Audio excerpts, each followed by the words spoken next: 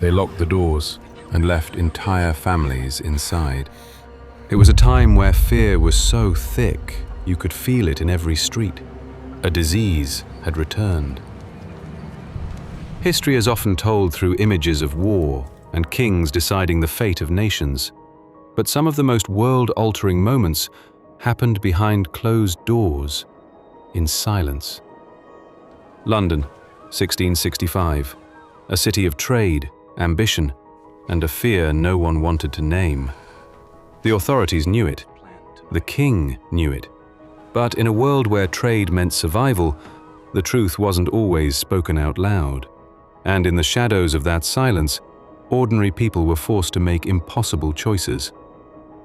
London kept records of the dead. Every week, numbers were published. Causes were listed. Patterns were observed. But in the spring of 1665, those patterns began to shift. Deaths were rising, quietly at first, then faster. But the explanations didn't follow. People weren't dying of plague, at least not on paper. They were dying of teeth, of griping in the guts, of sudden fright. To modern ears, it sounds absurd, but this was a world without modern medicine. Illness wasn't diagnosed, it was interpreted. The bodies weren't examined by doctors, but by the searchers of the dead, usually elderly women, poor, overlooked, chosen not for expertise, but for availability. Their task was simple: enter the home, inspect the body, assign a cause of death. It relied on observation, instinct, and sometimes pressure. Historians believe that in some cases, accuracy mattered less than stability. The line between plague and something else became flexible. Because once a death was labeled plague, everything changed. If a single case of plague was confirmed, the house was sealed, doors locked from the outside, a red cross painted across the wood, a guard posted.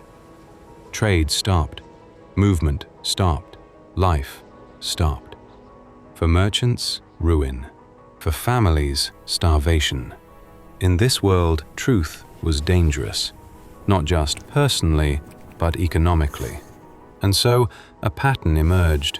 Illness was hidden, symptoms ignored, death explained away.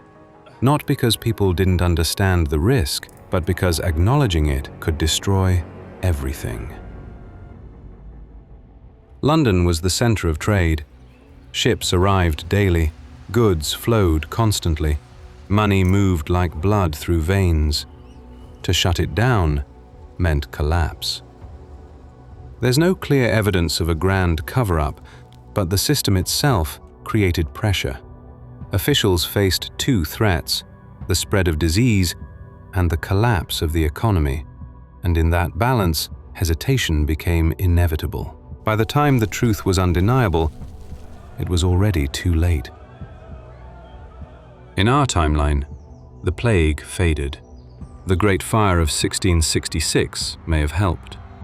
It destroyed the overcrowded streets, the narrow alleys, the places where disease thrived.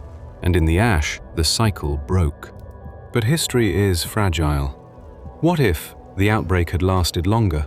What if it had spread deeper into Europe's intellectual centers? Oxford, Paris, Leiden. In the 17th century, the foundations of modern science were still forming.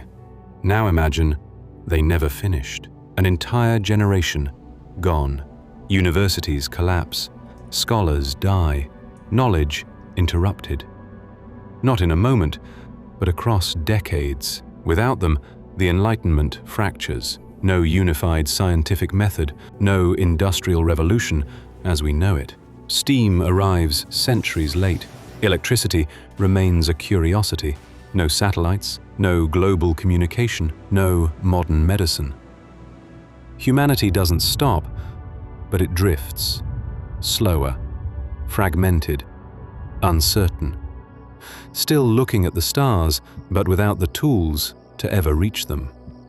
The plague didn't just test the body. It tested trust, truth, and the systems people depended on. History rarely collapses in a single moment. It shifts through small decisions, repeated under pressure, not as a conspiracy, but as a consequence of survival. And the question remains, in the same situation, would we choose differently?